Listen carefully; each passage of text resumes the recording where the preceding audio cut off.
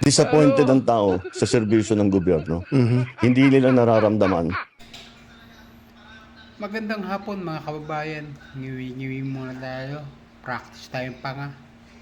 Hindi, nagjo-joke lang ako. Pero hindi ko maintindihan talaga itong klaseng, ewan ko, nangdidiri ako tawagin presidente. Pero yung klase ng utak na meron to si Bongbong Marcos, it's so really stupid, bobo, abnormal, gago, bangag, sabog. Magsasalita ka tungkol sa gobyerno, expressing or thinking to express the feelings of the nation, and yet you are the president. Bobo ka ba, putang ina ka? Mag-resign ka na lang, Marcos, putang ina mo. 3 taon pang magtitiis ang bansa. Maawa ka na, putang ina ka.